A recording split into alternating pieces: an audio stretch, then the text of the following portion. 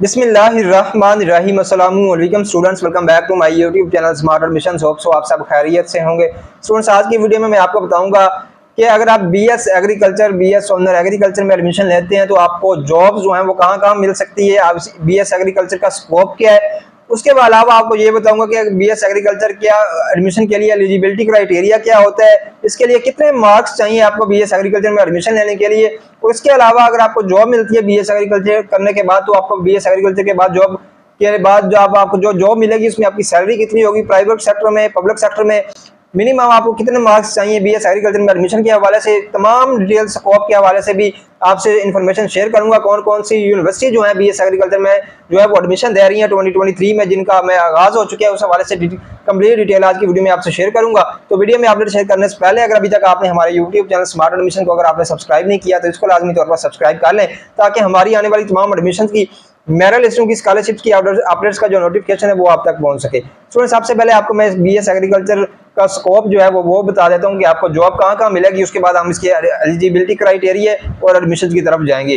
Students, सबसे पहले अगर हम बात करें बीएस एग्रीकल्चर करने की, तो बीएस एग्रीकल्चर की जब आप डिग्री करके निकलते हैं तो आपको जो जॉब्स है एज अ रिसर्चर के तौर पर आप जॉब कर सकते हैं। रिसर्च के अलावा आप एज अ कंसल्टेंट के तौर पर जो है वो जॉब कर सकते हैं। डिफरेंट पेस्टिसाइड्स जो है वो कंपनीज में आप एज अ कंसल्टेंट के तौर पर जॉब कर सकते हैं। उसके अलावा फार्मर्स के लिए एज अ कंसल्टेंट के तौर पर जॉब कर सकते हैं। उसके अलावा थर्ड नंबर पर फर्टिलाइजर सप्लायर के तौर पर आप अप्लाई जो है जॉब कर सकते हैं। फर्टिलाइजर सप्लायर के अलावा एज अ एडवाइजर के तौर पर आप जो है फार्मर्स को जॉब कर सकते हैं।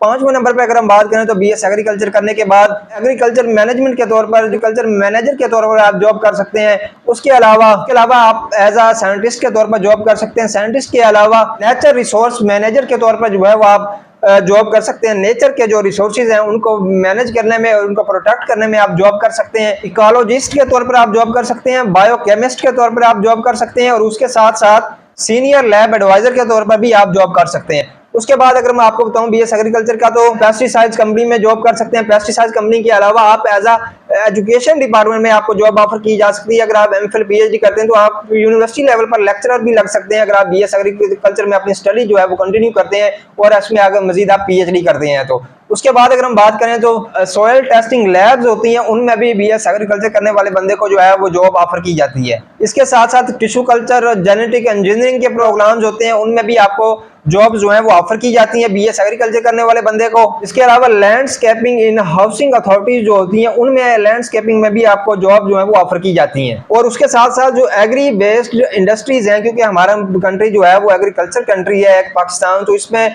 जो एग्री बेस्ड इंडस्ट्रीज हैं वहां पे एग्रीकल्चर करने वाले बंदे को भी जॉब मिलती है, जॉब जो है वो ऑफर की जाती है बकायदा तौर पर। हो गया स्कोप बीएस एग्रीकल्चर का, मैंने आपको बता दिया कहां आपको जॉब्स मिल सकती है। अब मैं आपको बताता हूं कौन कौन सी यूनिवर्सिटी जो है बीएस एग्रीकल्चर में एडमिशन देती है। सबसे पहले अगर हम बात करें तो बीजेड जो मुल्तान एडमिशन दे रही है, university of agriculture Faisalabad admission दे रही है, जीसी फैसलाबाद दे रही है, एरोड एग्रीकल्चर यूनिवर्सिटी रावलपिंडी दे रही है। उसके अलावा जो भी है वो करवा रही है। उसके अलावा जितने भी इमर्सन यूनिवर्सिटी, मंसूबा, Mohammad Nawaz Sharif university of agriculture Multan, उसमें भी एडमिशन ओपन है, उसमें वो भी बीएस एग्रीकल्चर करवा रही है।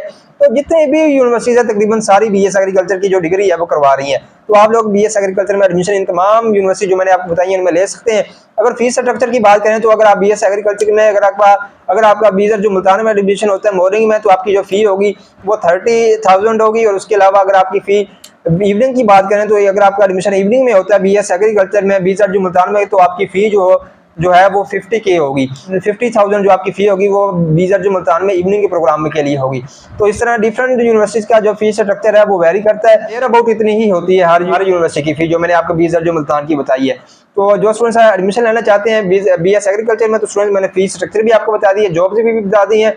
उसके अलावा मैं आपको बता दूंगा एलिजिबिलिटी क्राइटेरिया क्या है। एलिजिबिलिटी क्राइटेरिया की अगर हम बात करें तो बीएस एग्रीकल्चर में वो बंदा जिसके 600, 700, 800 नंबर है उनका भी एडमिशन मिल जाता है इवनिंग प्रोग्राम में बीजेड मुल्तान में खास तौर पर। तो बाकी जो मंसूबा है, उसके अलावा एरोड एग्रीकल्चर यूनिवर्सिटी है, यूनिवर्सिटी ऑफ एग्रीकल्चर फैसलाबाद है, तो मंसूबा और ये मंसूबा के अलावा जो एरोड एग्रीकल्चर है और यूनिवर्सिटी ऑफ एग्रीकल्चर फैसलाबाद है वो एडमिशन टेस्ट लेती हैं। एक तो आपकी एफएससी होनी चाहिए, प्री मेडिकल होनी चाहिए। बाकी अगर आप एग्रीकल्चर इंजीनियरिंग करना चाहते हैं तो फिर आप नॉन मेडिकल वालों को भी एडमिशन मिल जाएगा। तो अगर आप मेडिकल वाले हैं, एफएससी आपने मेडिकल की है, तो आपको बीएस एग्रीकल्चर में एडमिशन मिल जाएगा। आपके मिनिमम मार्क्स जो है वो एफएससी में वो नियर अबाउट जो है वो 700-800 कम से कम नंबर होने चाहिए, तब जाके आपका इवनिंग की मेरिट लिस्ट में जो है वो एडमिशन होगा। अदरवाइज अगर आपके 900-950 नंबर है तो आपका 20,93 में मॉर्निंग में भी एडमिशन हो जाएगा। तो ये कुछ यूनिवर्सिटीज थी जिनमें एडमिशन ओपन थे, जिनका फीस स्ट्रक्चर भी मैंने आपको बता दिया है। अब आपको मैं ये भी बता देता हूँ कि अगर आप बीएस एग्रीकल्चर करते हैं तो आपको अगर प्राइवेट सेक्टर में जॉब जो मिलती है उनमें आपकी सैलरी कितनी होगी, और अगर आपको गवर्नमेंट सेक्टर में अगर आपको जॉब मिलती है तो आपको तब आपकी सैलरी जो है वो कितनी होगी। बीएस एग्रीकल्चर करने के बाद अगर आपको प्राइवेट साइड कंपनी में जॉब मिलती है तो आपकी जो सैलरी होगी वो 25 से 35 तक होगी, और अगर फिर एक्सपीरियंस के साथ साथ जो है वो आपकी सैलरी बढ़ती जाएगी। उसके बाद अगर आप पब्लिक सेक्टर की बात करें तो इसमें बीएस एग्रीकल्चर करने वाले बंदे को जो है वो गवर्नमेंट सेक्टर में जो बैंक होते हैं, ज़राई तरक्याती बैंक और इस तरह के, उनमें भी जॉब ऑफर की जाती है। तो उधर आपकी जो सैलरी होगी, अगर आपका उधर पब्लिक सेक्टर में जॉब मिल जाती है आपको तो 40+ 50+ आपकी जो सैलरी है वो स्टार्टिंग होगी। उसके बाद एक्सपीरियंस के साथ साथ आपकी जो सैलरी है वो बढ़ती जाएगी। तो ये इसका एलिजिबिलिटी क्राइटेरिया था, ये इसका स्कोप था, ये इसका फीस स्ट्रक्चर था, ये इसका एलिजिबिलिटी क्राइटेरिया था जो मैंने आपको डिटेल में बता दिया। इस हवाले से अगर आपका मज़ीद कोई सवाल हो तो वो आप कमेंट सेक्शन में पूछ भी सकते हैं। इसके अलावा हमारे ब्लॉगिंग चैनल का लिंक आपको इस वीडियो के नीचे मिल जाएगा। मजे के व्लॉग देखने के लिए वीडियो के नीचे मौजूद हमारे ब्लॉगिंग चैनल को जाकर चेक करें और ब्लॉगिंग चैनल को लाजमी तौर पर सब्सक्राइब भी कर लें। और इसके अलावा स्टूडेंट्स मज़ीद अपडेट्स के लिए आप हमारा व्हाट्सएप ग्रुप भी ज्वाइन कर सकते हैं। आपको हमारा व्हाट्सएप नंबर इसी वीडियो के नीचे मिल जाएगा। इस हवाले से अगर आपका कोई सवाल हो वो आप कमेंट सेक्शन में पूछ सकते हैं। दुआओं में याद रखिएगा। इंशाल्लाह मिलते हैं बहुत जल्द एक नई वीडियो के साथ। खुदा हाफिज।